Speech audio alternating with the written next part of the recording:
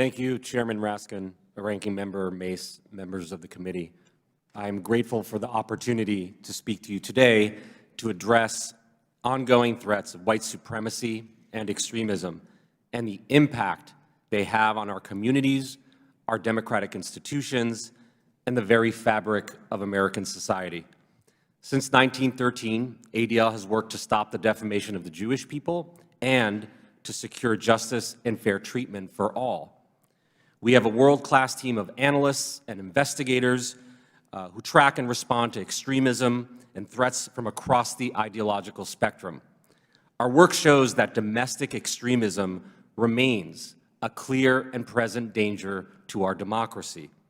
While the Jewish, Black, LGBTQ communities continue to be primary targets for white supremacists, extremists embrace and promote a wide range of hatreds, including Islamophobia, misogyny, and dangerous anti-democratic conspiracies. These narratives are often combined in the minds of extremists who seek to create fear and anxiety and erode trust within our society and in our public institutions.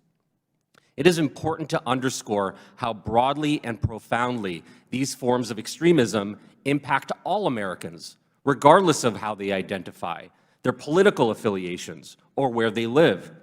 From Charleston to Charlottesville, Pittsburgh to Jersey City, El Paso to Buffalo, we have seen the deadly consequences of these conspiratorial and hate-fueled ideologies and movements.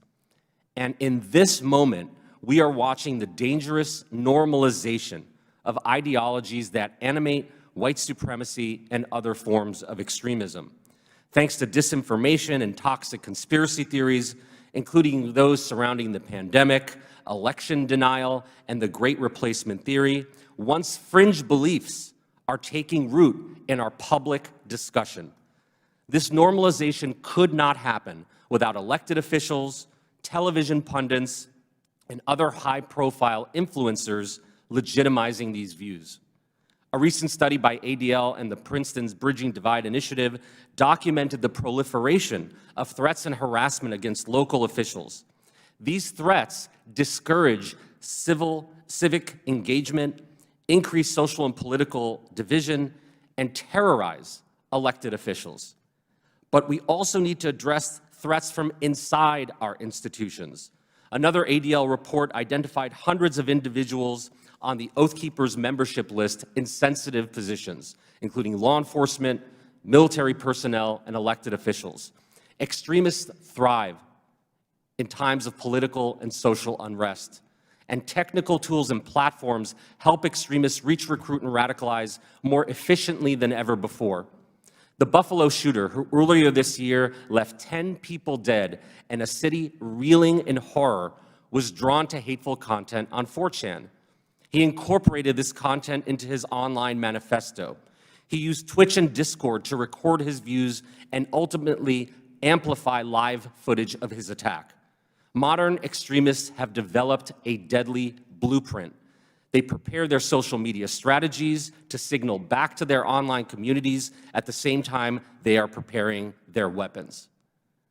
And thanks to inconsistent action by Meta and Twitter, who continue to put profits over people, extremism continues to incubate and thrive on mainstream social media platforms. Last week, ADL issued a report showing that exposure to white supremacist ideologies in online games more than doubled in 2022. Among young gamers ages 10 to 17, 15% have been exposed to white supremacist ideologies. It is clear the time to fight back against the rising tide of hate and extremism is right now. Congress has advanced some promising initiatives, such as increasing nonprofit security grants, but many of those are piecemeal or reactive and fail to keep up with the pace and breadth of the challenge. We need whole-of-government solutions.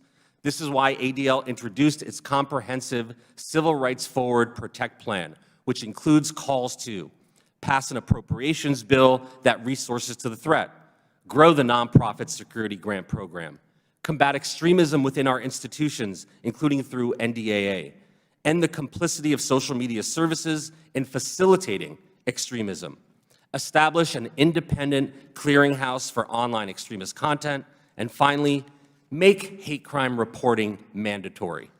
I thank you for your leadership in ending the scourge of extremism and hate and violence, and I urge you all to work across the aisle to find lasting bipartisan solutions to this problem. I look forward to your questions.